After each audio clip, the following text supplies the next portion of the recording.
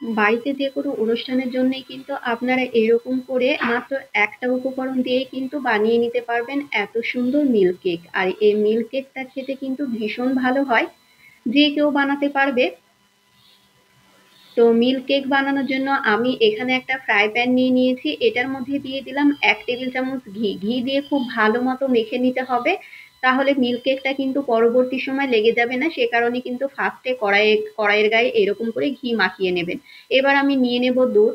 আমি এরকম ভাগীরথী প্যাকেটের দুধ নিয়ে নিয়েছি 1.5 কিলো। আপনারা এমনি নর্মাল দুধও নিতে পারেন, কিংবা গুঁড়ো দুধ দিয়েও কিন্তু করতে পারেন, তবে আমি এরকম প্যাকেটের দুধটা নিয়েছি। আমি এখানে 1.5 কিলো মতো দুধ নিয়েছি। দুধটাকে খুব ভালো মতো ফুটিয়ে নিতে হবে। দুধের মধ্যে দিয়ে দেব ওই 1.5 কাপ মতো চিনি। আপনারা আপনাদের দুধের পরিমাণ বুঝে মিষ্টিটা দেবেন, তবে মিল্ক কেকটা একটু মিষ্টি মিষ্টি খেতে ভালো লাগে, সে কারণে আমি 1.5 কাপ মতো দিয়ে দিয়েছিলাম চিনি। চিনিটাকে খুব ভালো মতো মিশিয়ে নিতে হবে। খুব সুন্দর মতো করে কিন্তু চিনিটাকে মিশিয়ে নিতে হবে। এবার গ্যাসের আঁচটা মিডিয়াম টু হাই ফ্লেমে রেখে খুব সুন্দর মতো করে ফুটিয়ে নিতে হবে। দাঁড়িয়ে থেকে ফুটিয়ে নেবেন, না হলে নিচ দিয়ে কিন্তু লেগে যেতে পারে। এইরকম টগবগিয়ে ফুটে নিতে হবে, আর মাঝে মাঝে কিন্তু নাড়া দিয়ে নিতে হবে, না হলে কিন্তু নিচ দিয়ে পোড়া লেগে যেতে পারে। 5 থেকে 6 মিনিট ফোটানোর পর অনেকটা যখন কমে আসবে, আর সাইডের যে অংশগুলো থাকবে সেগুলো কিন্তু এরকম করে চেঁচে মানে দুধের সঙ্গে মিশিয়ে দিতে হবে। দেখুন আমার কিন্তু বেশ কিছুক্ষণ ফোটানোর পর, মানে ওই 5 থেকে 6 মিনিট ফোটানোর পর দুধটা অনেকটাই কমে এসেছে।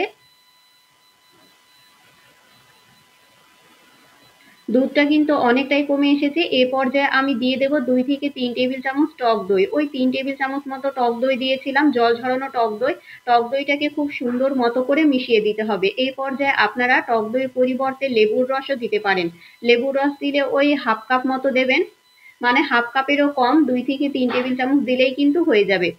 টক দইটাকে খুব ভালো মতো মিশিয়ে নিতে হবে। এই টক দই দেওয়ার কারণে মিল্ক কেকের যে দানা দানা ভাব, সেই দানা দানা ভাবটা আসবে, দেখতে ভালো লাগবে আর খেতেও ভালো লাগবে।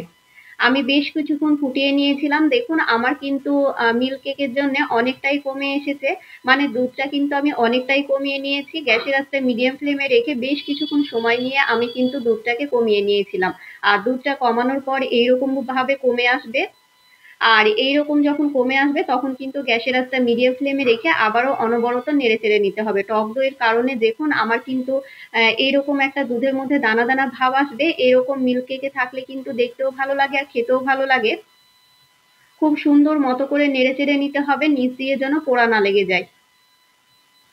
আমার কিন্তু মিল্ক কেক বানানোর জন্য যে মিশ্রণটা দরকার সেটা কিন্তু একদম রেডি হয়ে গিয়েছে। দুধ দিয়ে দেখুন আমি কিন্তু খুব সুন্দর মতো করে বানিয়ে নিয়েছি। আর এটা বানানো কোনো ব্যাপার না, একদম ইজি, যে কেউ বানাতে পারবে। বাড়িতে শুধু দুধ থাকলেই আপনারা কিন্তু বানিয়ে নিতে পারবেন। মিল্ক কেকের মিশ্রণটা আমার একদম রেডি হয়ে গিয়েছে। এইদিকে আমি একটা কেক টিন নিয়ে নিয়েছি। কেক টিনের মধ্যে একটা পেপার বিছিয়ে দিয়ে এভাবে ঢেলে নেব। আপনারা যে কোনো পাত্রে নিয়ে নিতে পারেন। আমার কাছে এইরকম কেক টিন ছিল, সেই কারণে আমি নিয়ে নিয়েছি। এবার খুব ভালো মতো করে ছড়িয়ে নিতে হবে। খুব সুন্দর মতো করে সমান করে নিতে হবে। এই তো খুব ভালো মতো করে সমান করে নিয়ে একটু ট্যাপ করে নেব। এবার আমি ফ্রিজে রেখে দেবো 2 থেকে 3 ঘন্টার জন্য। আমি যেহেতু রাত্রে বানিয়েছিলাম সেই কারণে ওভারনাইট রেখেছিলাম। আপনারা 1 থেকে 2 ঘন্টা রেখে দিলেই কিন্তু হয়ে যাবে। আমি ওভারনাইট রাখার পর এই তো এবার পিস করে নেব। আপনারা আপনাদের পছন্দ মতো পিস করে নেবেন। আমি এইরকম লম্বা লম্বা করে আর একটা ভাগ দিয়ে নিয়েছিলাম, এভাবে দেখতে কিন্তু ভালো লাগে।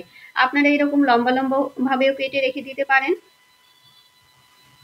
খেতে কিন্তু ভীষণ ভালো হয়, আপনারা বাড়িতে বানিয়ে খেতে পারেন। আমার এই মিল্ক কেকের রেসিপিটা কেমন লাগলো কমেন্ট করে জানাতে একদমই ভুলবেন না।